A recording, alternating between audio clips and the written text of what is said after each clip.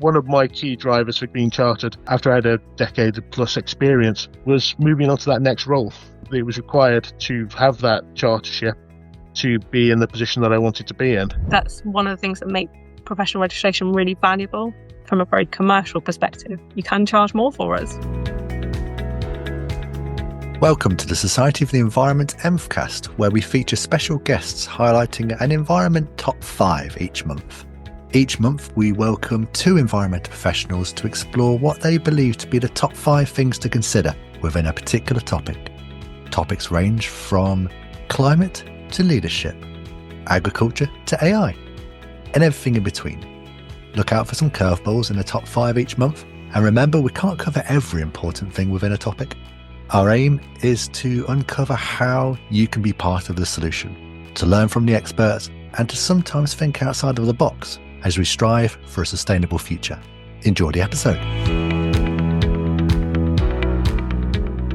Hello and welcome back to EnvCast for another Environment Top 5. It's Chartered Week, so we are going to be diving into the world of Chartership for a little whistle-stop tour. If you haven't heard of Chartered Week yet, head to charteredweek.uk or take a look at our posts on LinkedIn or jump out of our little silo and search for the hashtag Chartered Week on whatever platform you use. As you'd expect, we're focusing on the environmental chartership with 2 Chartered Environmentalists, or CEnvs, to debunk some myths, explore why charterships might be valued by employers.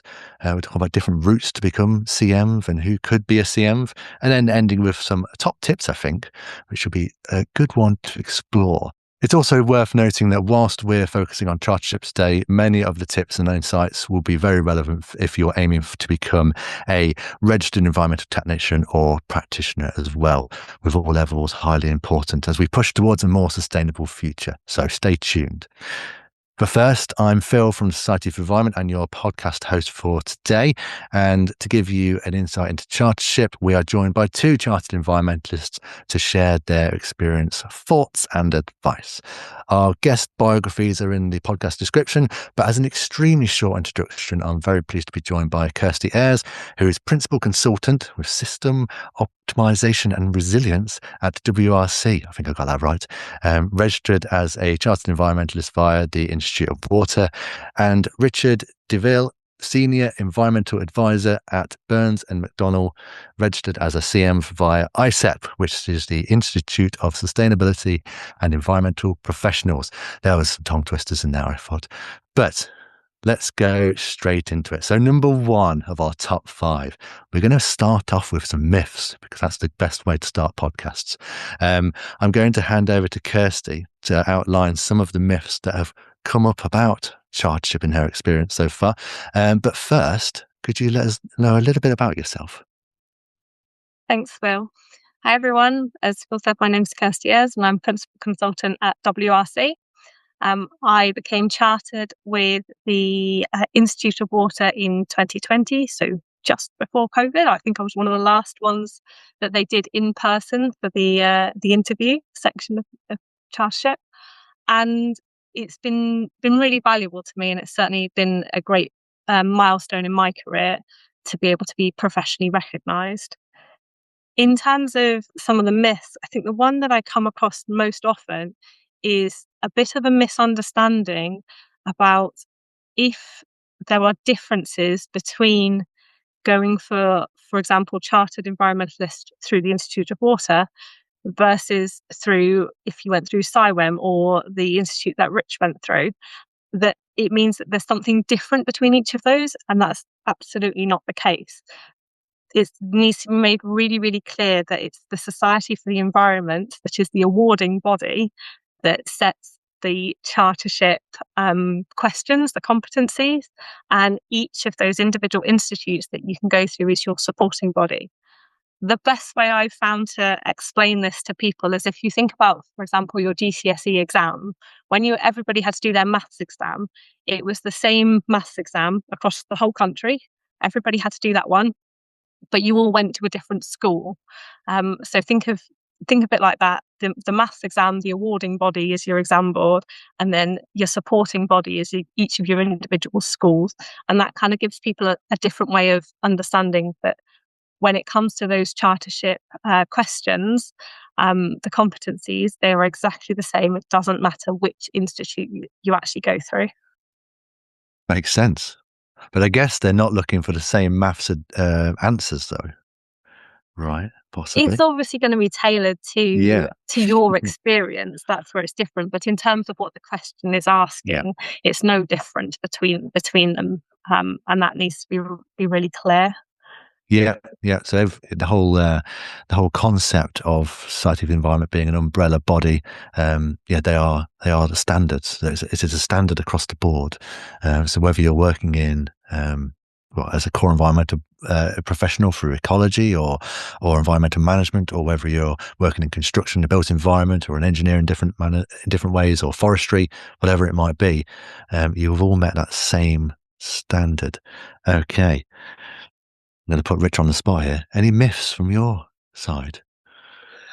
I think the myth is that you need to be like a super person who knows everything about the environment and done everything all across the board. Oh, yeah. And whilst you need a wider range of experience, you don't need to have done everything. You don't need to be, working on charity projects or, out in developing countries.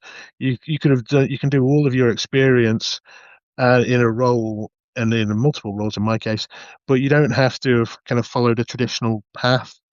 And I think something we'll come on to later is, that you coming in from different backgrounds. I think that's really important, is to give us the breadth of knowledge and experience within Chartered Institute. Right. Okay, good to know. I'm going to throw in a myth. Why not? I'm going to do it.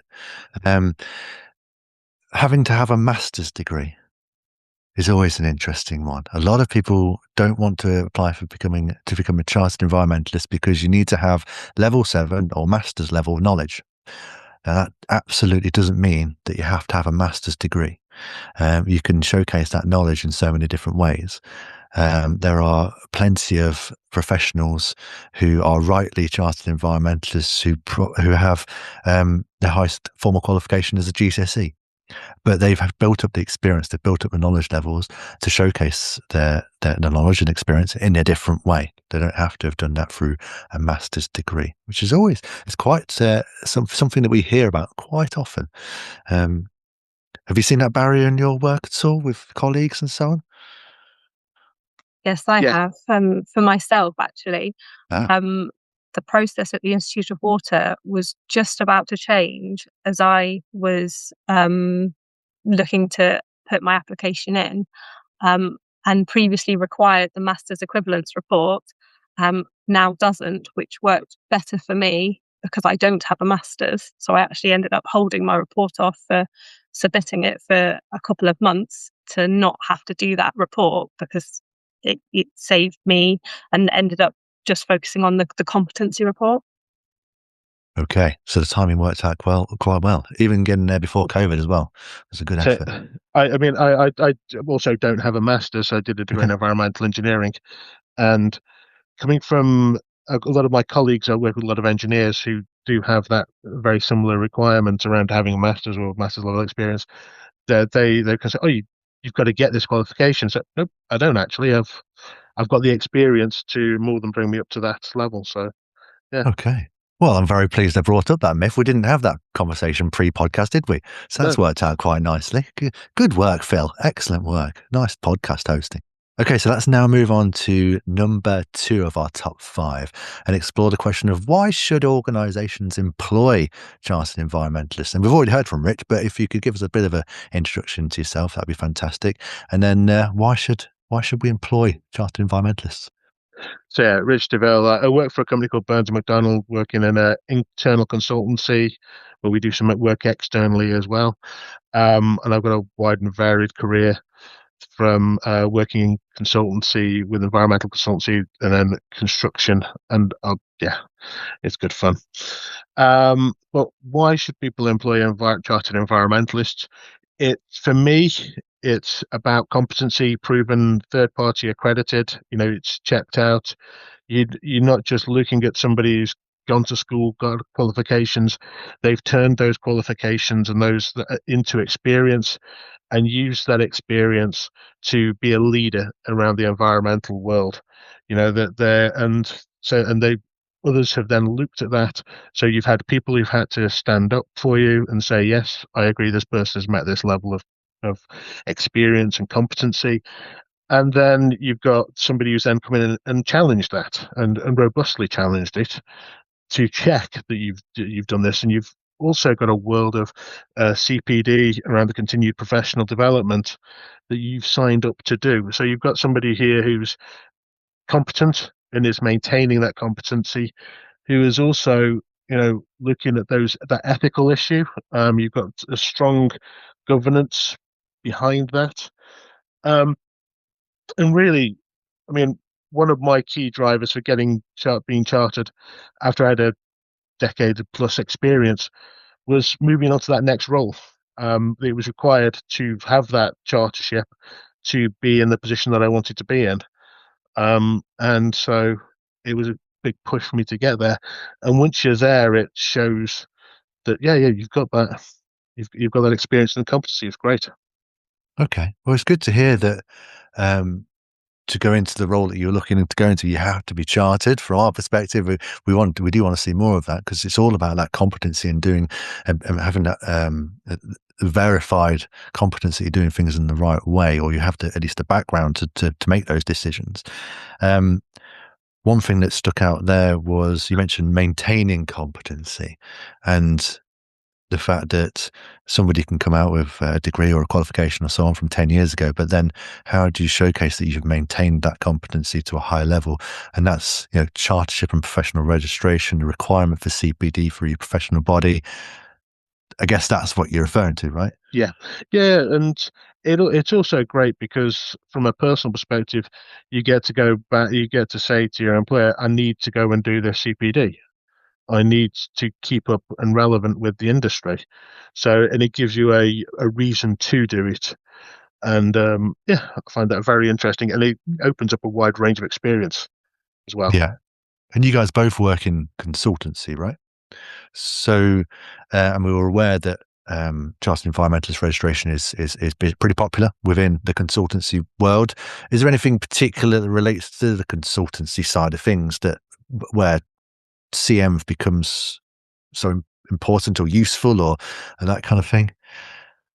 I think it helps a lot of clients to get to understand that you're not just somebody that the company has pulled off the street to write a report. I'm mainly now acting as more of a reviewer and the role, and that just helps that sign-off process. But yeah, from a quality perspective, I'll hand over to Kirsty.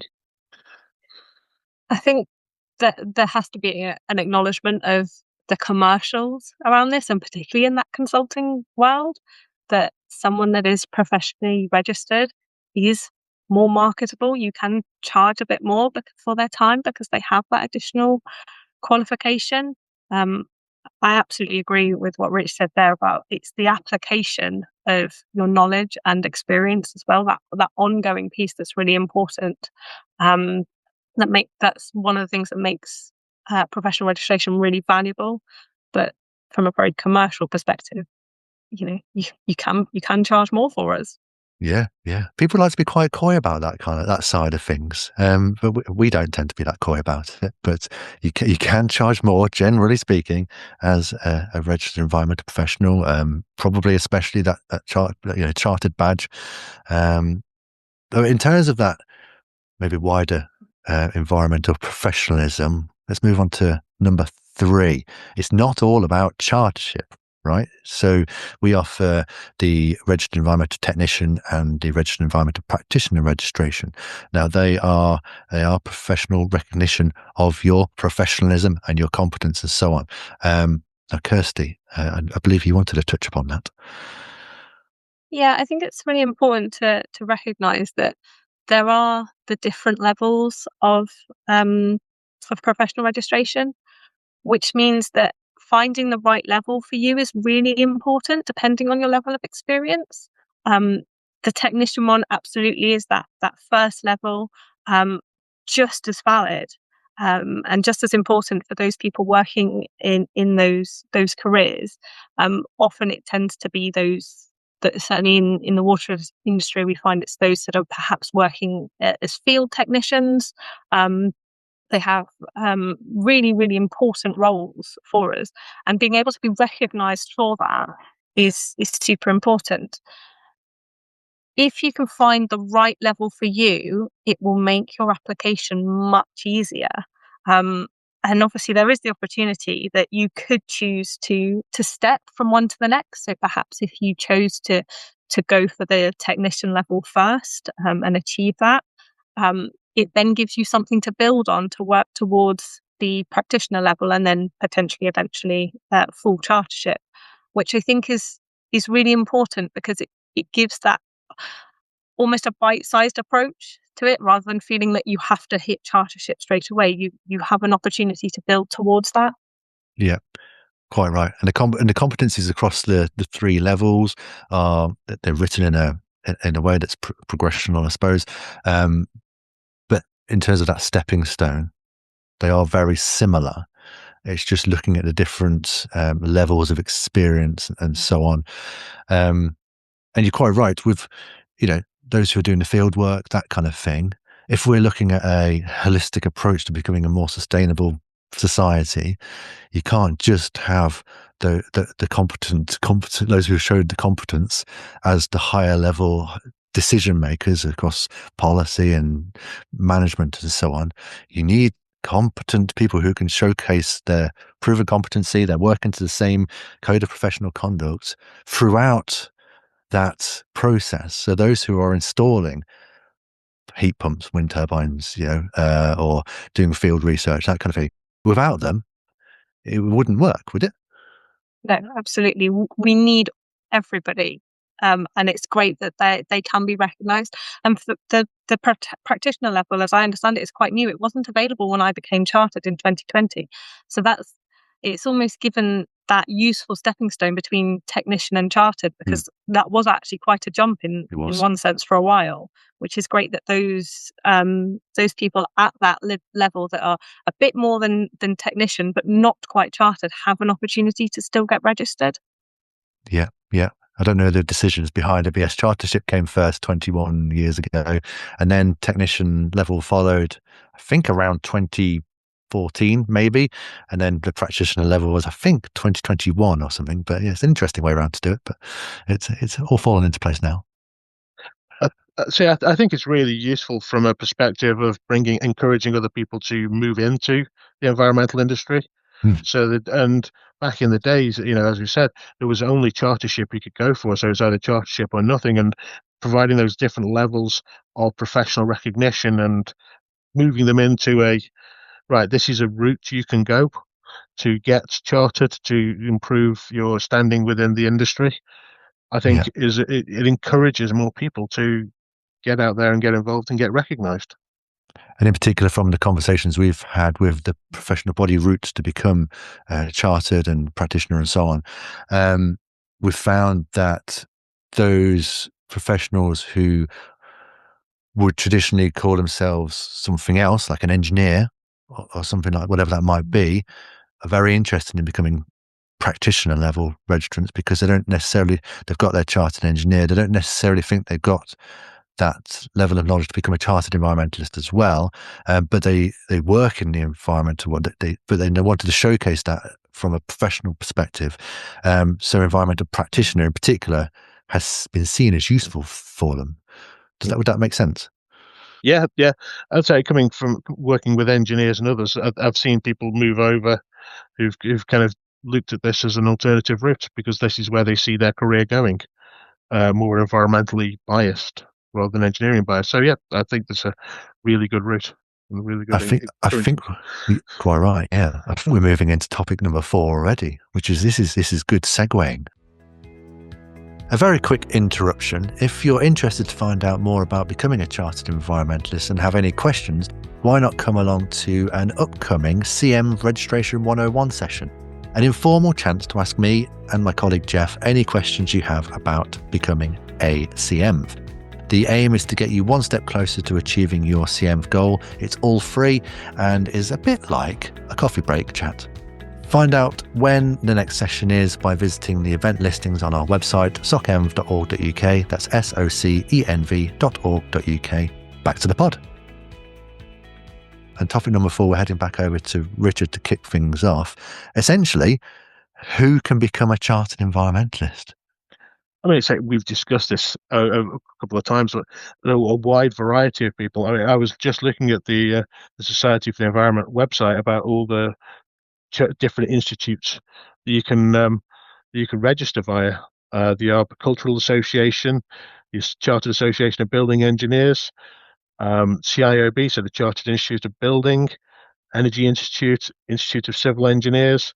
There's a whole group of people there that the Society for the Environment recognises can bring environmental skills and experience and leadership, and be recognised for that through being either at the different levels of chartership or others.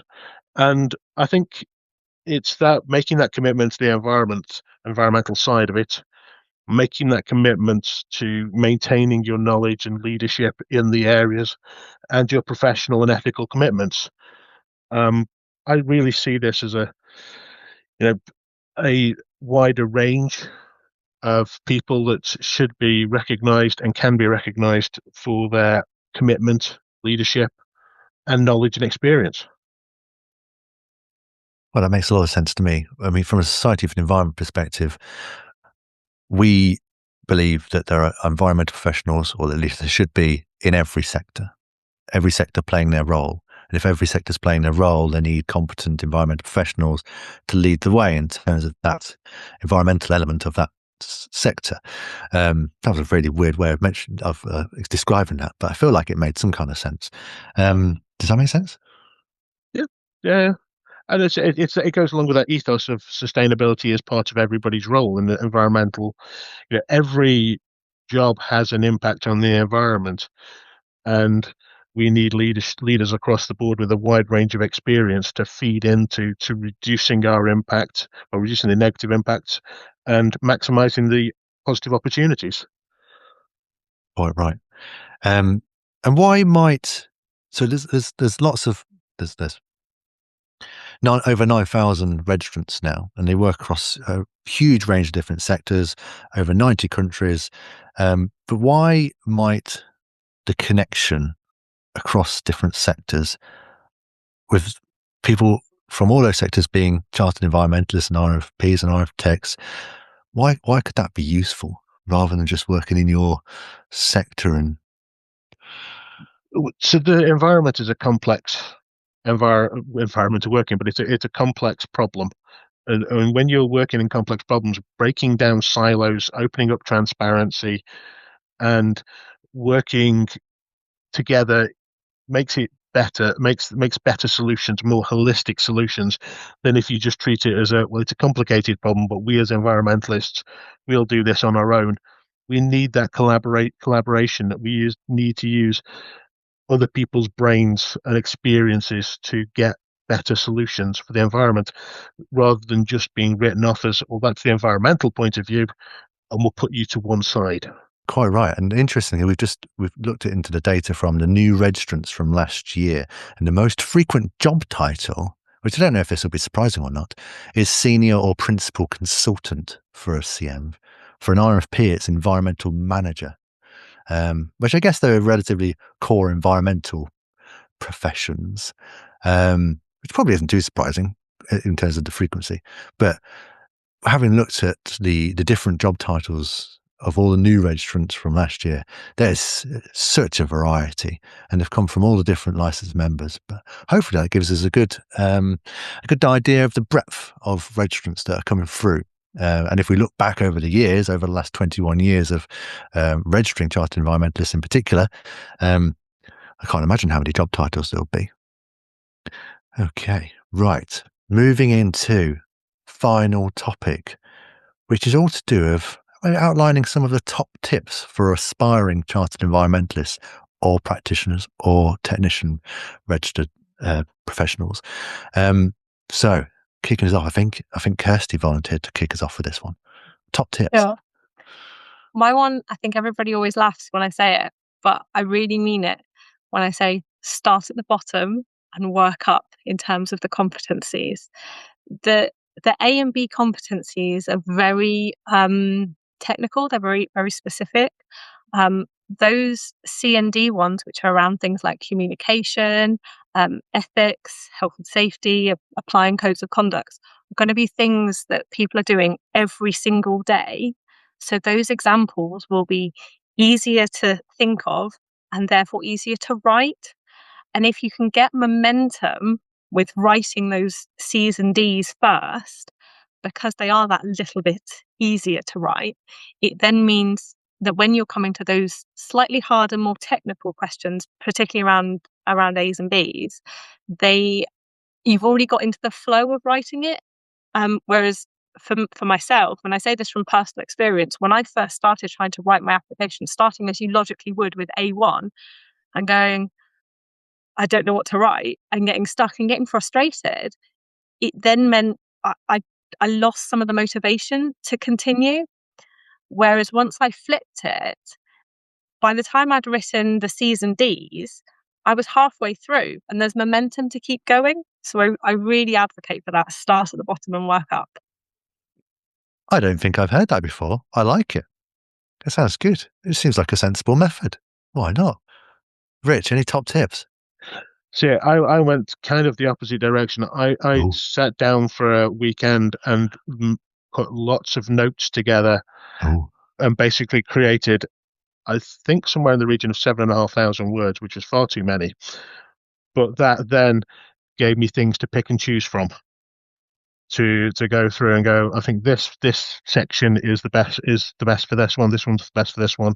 This one's the best for this one. And then it went, oh no, I've got too much for that. And so, but it made it easy. Although I do hate Word, it made it easy to move things around and to choose from and then cut down. But it also helped bring back some of my experience that I'd forgotten about, and it wasn't forefront of my mind. So as I was writing, I went, I've got to make a note and put that in. But this could be a good example. This could be a good example, and that really helped me of going back. And the other thing is, from my perspective, was I talked to people and asked them about my experience. What do you think would be good for this? Do you think this? What types of things do you think that I've worked with you on? And that helped feed in, which is why I ended up as quite a lot of words initially. Were those people that you spoke to necessarily chartered environmentalists already, or were they from different areas of work? Different areas of work. I've worked in teams with and without chartered environmentalists in them. And to be fair, I haven't worked with too many chartered environmentalists directly. So there wasn't a lot of that side of things, but just talking to people about running through the high level topics has been really interesting. I don't know if either of you experienced when you were writing your application that you were missing an element that you didn't think was slightly as confident on. But if you did, what did you do about it? And if you didn't, what would you, from your now professional experience, what would you suggest would be a good way of finding that experience that might be missing? I think for me, one of sort of similar to what Richard said there is if you can bullet point examples of what you think might fit in some of them, and it's fine to move those around. If you can do that through all the competencies, and then you might recognise that there's a gap or there's perhaps a weakness. It's not as strong an example. That gives you an opportunity to then speak with your line manager or your training development team in your company and say, I'm working towards my chartership or my professional registration, and I need a bit of help to get this to be stronger. And you can then write a development plan around that to say, if you're missing a particular element, let's find ways of doing that within the next 6 months, for example. That still gives you time to work on that while you're writing all your other competencies and getting them up. So, don't because you're missing one, don't stop writing your report, keep going, but find a way to fill that competency while you're writing. And I guess that goes along. Well, I I was reflecting on Richard doing it all in one weekend, which was impressive, and seven odd thousand words was impressive. But it could seem beneficial to a lot of people if you were to just start writing notes every few days, or when you think about it, and start to piece that together into the document that you're writing. It's also worth noting you don't necessarily have to write everything, because there are reasonable adjustments if writing isn't your strongest point. But I guess that a staged approach, if you had that way of thinking and you needed to take a bit of time over it and start just to write these things down when they pop into your head, different way of doing it, I suppose. I'd say from my perspective, I think the more structured approach would have supported me. I just decided that I've got enough experience. I'm going to just do it. Yeah. And I'd say definitely going to Kirsty, I would recommend to anybody doing it more structured, because mine was quite stressful in some ways. I had what I thought was a couple of weaker areas, but that was just in my internal monologue for me. There's some areas there was definitely strong, really strong, and then there's just some I thought were weaker, but I still had they were strong by comparison to others. I'm assuming, so as I got through it. But I think there is an opportunity to be more structured, to think about it, to plan for it. I used to work with civil engineers more, and their route to chartership is very structured, very laid out, very regimented. I wouldn't quite go that far. But I think having those regular reviews, using your professional reviews, your professional development reviews, to look at it, to use the chartership or the professional standards to say, well, I'd like to work in this type of area a bit more, gives you an opportunity to aim your career a bit, give you a bit some structure to it. Yeah, makes sense. Any particular top tips in terms of that interview element? Because most, if not all, Chartered Environmentalists have the peer review interview. Firstly, that it's not an interview. Yeah, it's good. Yeah, really clear. Yeah. Everyone sees the word interview and thinks, "Oh my gosh, it's going to be like a job interview," and it's really not. And so I've actually now gone on to become a professional registration assessor for the Institute supporter, and that's been really, really eye-opening to see what I perhaps could have done differently when I was doing my application. The interview is not an interview; it's so much more of a conversation. They're not testing you against somebody else and seeing who is better. They are wanting to understand whether what you've written firstly is your own, that you've not plagiarized from anyone, and you can expand on those competencies, but really that we just want to find out more information to make sure that you are meeting the level of competency and the chartership that you have applied for. The other thing I would say from a professional registration assessor perspective, because a lot of people can say, how should I write my report? Do I do it question and answer, or do it as a big sort of block of text with sort of footnotes and subscripts to say this is related to this competency? From my perspective as an assessor, question and answer is so much easier to read and follow explicit when we're doing the assessment, because you go, here's the question, here's their answer, here's the next question, here's their answer. That might mean that you find that you've got a piece of experience that will fit more than once, and that's fine. You don't have to have a different experience for each one, provided you're answering the question. But it's much easier to read it that way from an assessment point of view than if you've got to pick out, well, I think that sentence means for this competency. Yeah. Making it easier for the assessor is always a good idea. And I guess we talked about acronyms beforehand, didn't we? That could be something to bear in mind when you're writing an application. Your assessor, whilst they might work in your sector, might not necessarily know all of the acronyms that you're referring to. And it could get a little bit confusing, I suppose. But the other thing that struck me then was you said as an assessor, you've learned that you might have maybe done things slightly differently when you did your application, maybe because you've seen different examples of how other people have done the interview or the application in terms of the written element. It struck me that wouldn't it be an interesting experience if you'd gone for registered environmental practitioner? And we need registered environmental practitioners to be part of that assessment. So if you became an assessor, imagine the amount of learning you'd gain to then assist with your Chartered Environmentalist application if you wanted to go through that. Sure, I feel like that would be a really good CPD for you. It would be really, really valuable.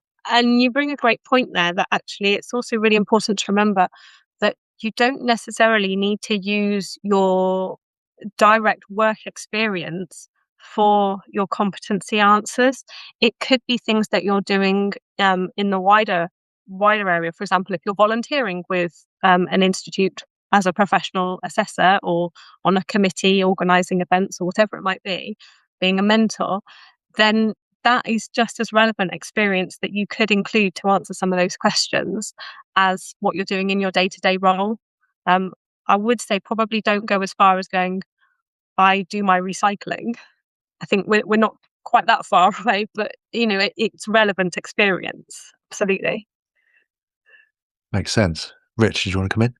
Yeah, I think the point for me around the interview was that at one point I have worked on what some people would call environmentally controversial projects, and I was rightfully asked to demonstrate how I've shown leadership in these types of projects that some people in the environmental world think are controversial. And that was, I say for me, it was don't be afraid of it. If you're showing your leadership, if you're doing the right things, if you're showing how you can make an impact in that type of environment, that's a really solid thing for me to say. I know where you're coming from. I understand what the structure is like, where the outside perception is like, but on the inside, this is what we're doing. This is how we're making positive environmental progress. It's not perfect, but nothing is, and this is how we can do better, and this is the part that I play. And I thought that was a really good thing, but some people might be put off because of that. And I just want to say, don't be put off. If you're doing the right thing, if you're making that positive progress, you can demonstrate it, and so go through the process, because it's for you, it's valuable, and for you, it's a really important external validation of your skills and experience. It's something that gets brought up within the Society of the Environment and the communications we get from external people about environmental professionals working within the perceived not so good sectors or companies and so on, whether they're on the news. The water sector's been on the news quite a lot, it's fair to say. However, if you, from my personal perspective, if you have competent environmental professionals working within those organizations, whoever they are, imagine the amount of difference they could make. Even compared to working with a very environmentally conscious organization, which is also great. But the potential impact as a professional working for a non-environmentally friendly body, organization, whoever that might be, I'm not going to name any names, but quite a lot of impact. And that actually, I found that a lot of those industries are starting to recruit more people with chartership. They're the ones that are asking for the chartership because they want people who are strong. Mm-hmm. They want people who understand what they're doing and why they're doing it, and can show that those good communication skills, those good influencing skills, to actually keep that positive environmental movement going forward, rather than people who are just there to tick boxes. They want people who are going to demonstrate those good qualities and push the project in environmental positive ways. So don't be put off. You're doing the right thing. You can just demonstrate that through your application and the interview, and hopefully you can make even more of an impact as a chartered environmentalist or practitioner or technician. Okay, any more top tips that we want to go through? I have a few. The first one, even though you will most often be working in a team when you're doing your work, write in first person. This is about you and your contribution to whatever that team effort was, that project. So remember, it's writing about what you specifically did, and that's really important. The other thing would be try and focus on outcomes. What was the result of what you did, and what did you learn? Rather than writing the recipe and the story of I did this, then I did that, then I did this. What was the result of that? And what did you learn is really, really key. Yeah, makes a lot of sense. We've heard that from assessors in the past. Yes, it is generally about you, isn't it? But it is good to know that you're working in a strong team and so on. But what part did you play in that team is always the key part. Okay, what's your next top tip? For me, it would be, again, this is as an assessor, trying to limit the amount of storytelling in terms of setting the scene of an example of, we went and did this project in this location and here are all the problems and this is what we did. And if you end up with, a full paragraph on that, we've not even got to the point of what you did within that project. It's just storytelling about the project. So really try and focus on yourself and keep that scene setting to a sentence or two, if possible. Being concise. Yeah. Yes. Yeah, I found that really useful thinking during the writing process, because you start off with quite a lot of context that you want to add in, but then the interview process is the bit where that comes out. So be concise, focus on what you did, focus on the outcomes, and then if there's more questions about, well, where was this, what type of thing, then that's the stuff that an interview can bring out rather than you having to write it down. That's a really great tip from Kirsty there. Makes a lot of sense. Excellent. Okay. I think the last one, if I may, Phil, would be in the lead up to your interview, just be a little bit aware of what's going on in the wider environmental world, because you may be asked some questions around, obviously they're trying to check your competency, but actually, have you got that slightly broader understanding about the environment? So, for example, when I was being interviewed in January 2020, the terrible bushfires in Australia were happening during that time. Now, I know nothing about a bushfire. I've never seen a bushfire beyond it on the TV. But they asked, what did I think about that issue from an environmental perspective? And I had enough of an understanding to say, well, as bad as it is to do the sort of the cut and burn bit, that actually would have stopped the fire spreading as far, which meant that the overall burn and carbon footprint from that incident wouldn't have been as big if they'd done the initial mitigation, but they didn't, and that's such a shame. It's really general, but it gave that bit more context to actually, am I watching what's going on in the world that's happening at that time? So that would be something I would say just think about during your interview or the lead up, what's happening around the world that may be relevant. Yeah, I think that makes a lot of sense. It showcases you staying up to date, and you can have a relatively knowledgeable voice around the topics that are happening. And it's fair to say we get applications from, or we see registrants come through who are very niche in their work, and some are very broad. But even if you are quite niche, that's absolutely fine. But you might get a few questions about your broader knowledge to bring you in line with other slightly more broader chartered environmentalists, possibly. Okay. Any more top tips, Kirsty? I think that was your last one, was it? That's my last one. Okay. Anything from Rich? No, I'm quite happy with that. That's a few top tips. Yeah, leave off with Kirsty's. That was brilliant. Yeah. Brilliant. Excellent. Fantastic. Okay. So, thank you very much to our guests today. We're going to bring our podcast to a close there. Hopefully some really top tips for you to learn from as you aim for your Chartered Environmentalist goal, or practitioner, or technician registration. We have covered a lot. If you, the listener, have any thoughts about Chartership, let us know in the YouTube comments. We're keen to keep the conversation going.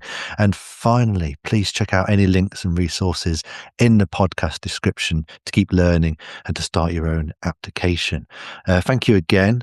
Happy Chartered Week, and we'll see you at the next episode next month for another exciting topic. If you've made it this far, please remember to subscribe wherever you're listening to this episode so you don't miss the next one. Also, rate our podcast and leave a comment to help us reach more people. Thank you very much for listening or watching on YouTube. We look forward to the next episode next month. See you then.